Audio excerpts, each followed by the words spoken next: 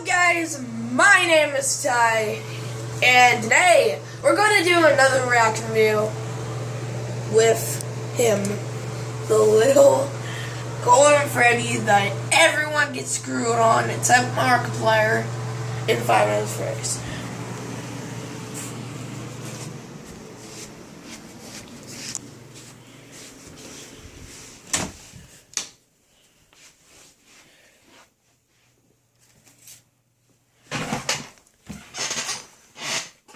So today we are gonna watch Dan and Phil gaming, or just Dan Howin. Hello, don't know how you pronounce it. Today we're gonna do another reaction video. 3, 2, 1.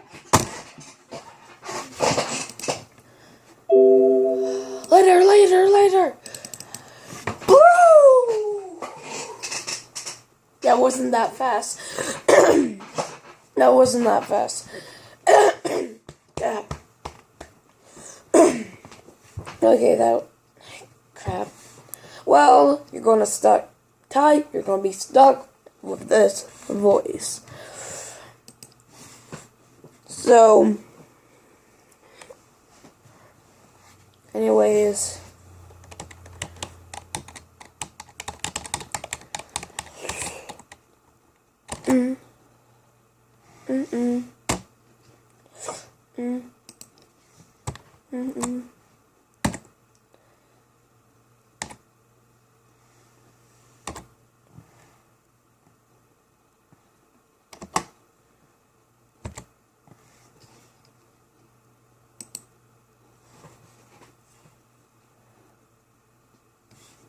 Here he is. Dan Howell.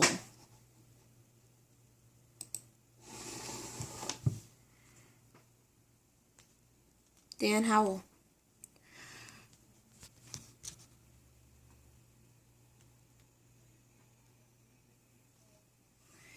Changed his hair to emo.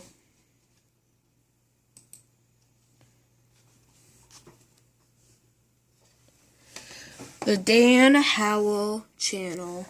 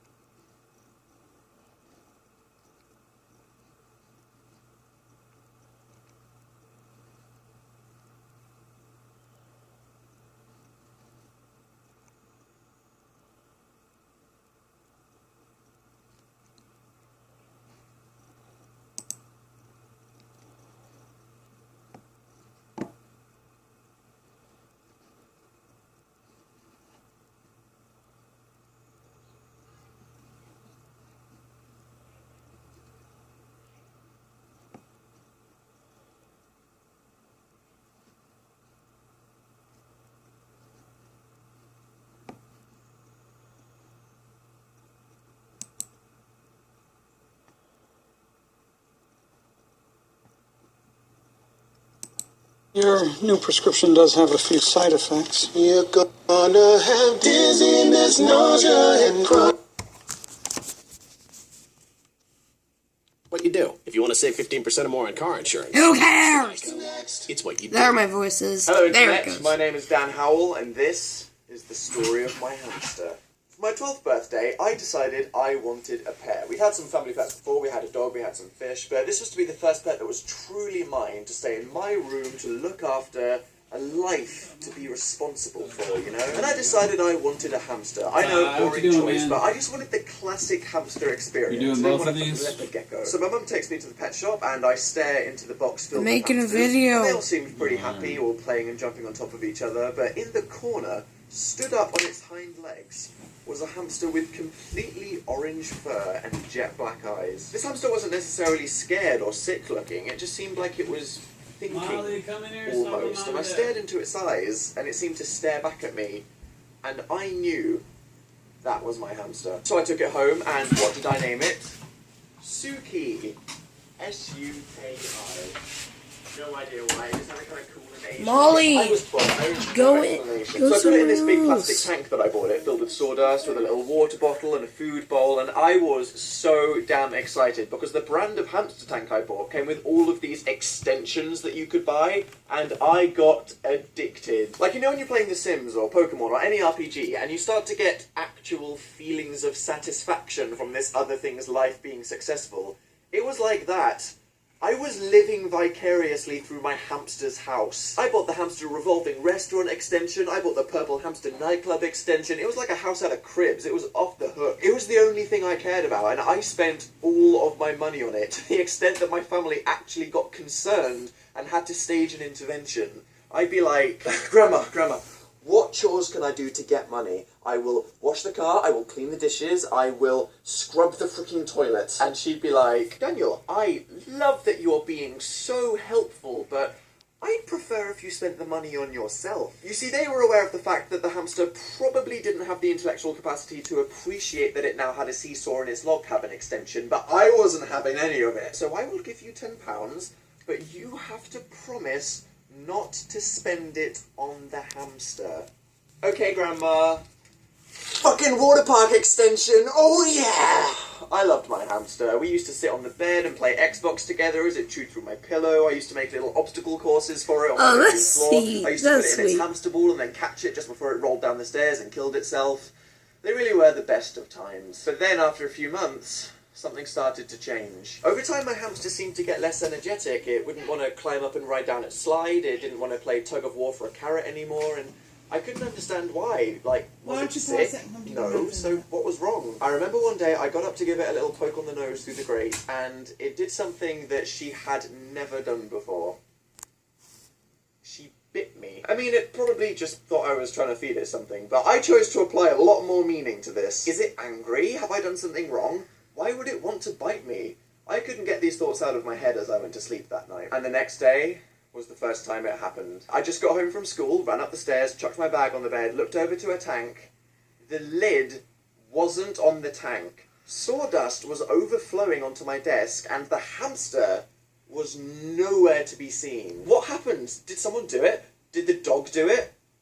Did the dog eat it? Red alert! My whole family scrambled looking for it, closed all the doors, shut all the windows, pulled back all the furniture. I kind of like An hour hamsters. later, They're I kind found of cute. it behind my bed, shaking in the corner. How did she get Shaking there? in Who's the responsible for her getting out? I put her back in the tank and tried to work it out, when no less than 2 hours later, it happened again.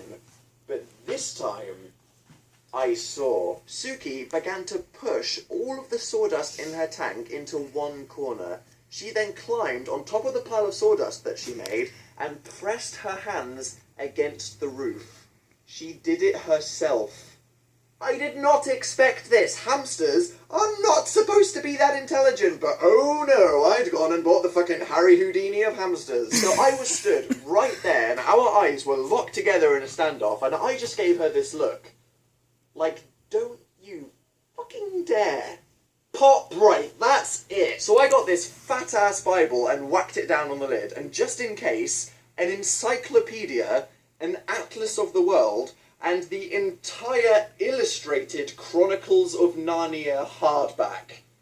I couldn't lift all those books at the same time now, so I was pretty sure this solved the issue. But that night, at about 2 a.m, I woke up to some rustling. I remember I reached for my Goosebumps torch, which I had by my bedside table, just in case of burglars or demons that may try to murder me in the night, and pointed it over at the tank. And there she was again, sawdust all in a pile, climbed on top, hands against the ceiling, and I just thought, surely not. Surely there is no way in hell that that tiny hamster can pop, slide, crash. I could not believe that that just happened. I was standing with my mouth open. Did I buy a fucking radioactive hamster? Like, I know tiny animals are generally really strong in proportion to humans, but I was like, this thing could probably break